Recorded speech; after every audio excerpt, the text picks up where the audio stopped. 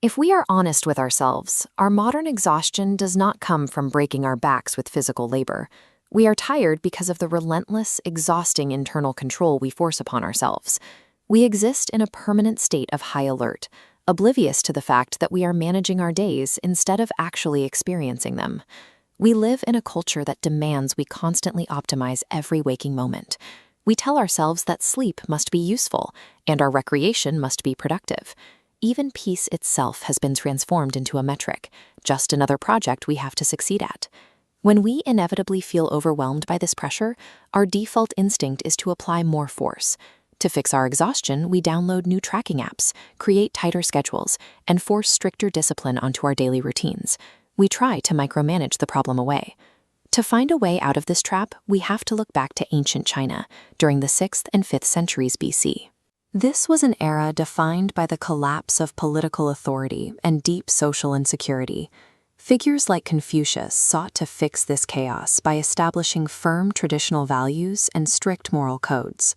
But an obscure philosopher known only as Lao Tzu, which translates to Old Master, took a different approach. According to legend, he served as the keeper of the royal archives in the Zhao court, dealing directly with history and power. Yet sitting precisely where many sought political influence, he realized that forcing a solution upon the world would not repair its fractures. So he resigned his post and rode away toward the western border. When a guard asked him to record his wisdom before leaving, he wrote a small book of roughly 5,000 characters, the Tao Te Ching, and then disappeared. He demonstrated that sometimes the most profound form of action in life is not intervention, it is leaving the stage entirely. Lao Tzu realized that when we treat life merely as an endless optimization project, we stop living it. His text offers a direct critique of our obsession with controlling outcomes and provides an antidote to a sickness we often don't even realize we have. The first pillar of this philosophy is Wu Wei.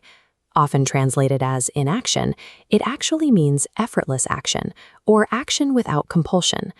As illustrated here, it is not laziness or passivity.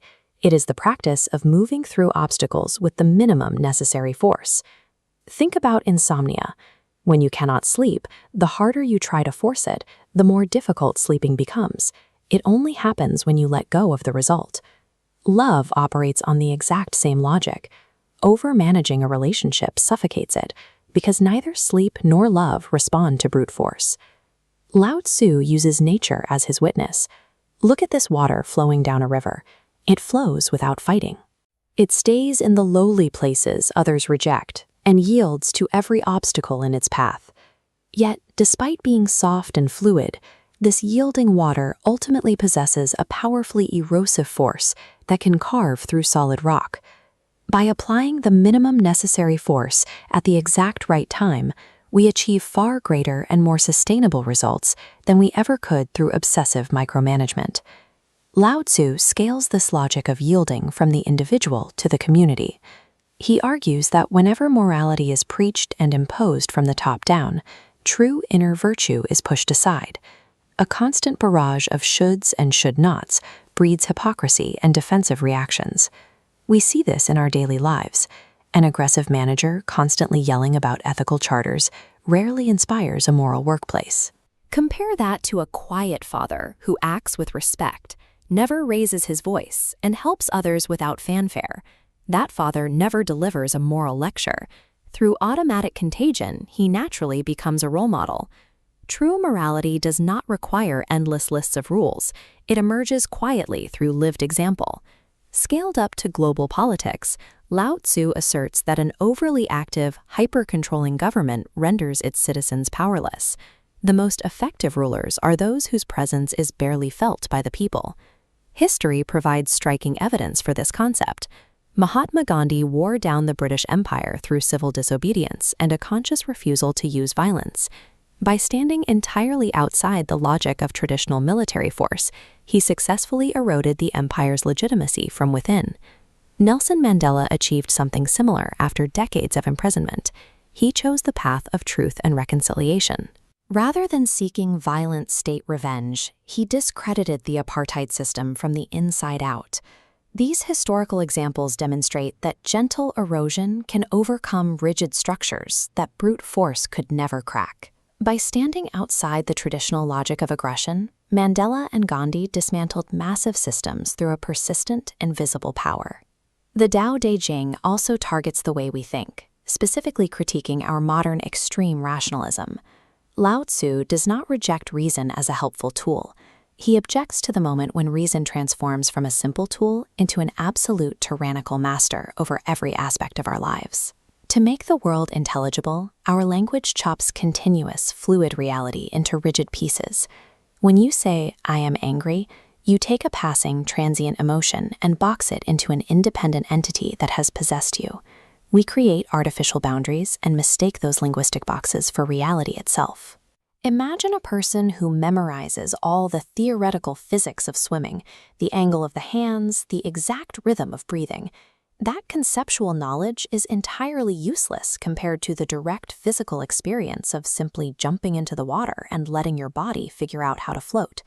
When we fill our minds with pre-packaged answers, cold metrics, and relentless planning, we lose the ability to see what is actually in front of us. To escape a hollow existence, we must recognize that truth is a matter of living before it is a matter of understanding. Lao Tzu challenges our focus on achievements by presenting a human being who is inherently complete exactly as they are. He encourages us to find harmony with our current state rather than treating our worth as something we must constantly prove through results. The most practical advice we can take from this 2,500-year-old text is to experiment with reducing the scope of our control. Stop forcing outcomes. Allow yourself to sit with ambiguity without panicking and leave some moments of life completely unmeasured. In a culture screaming at us to manage every detail of our existence, choosing to live like yielding, flexible water offers a profound path back to actually experiencing our own lives. This perspective provides a way to navigate a culture of relentless production without being consumed by it.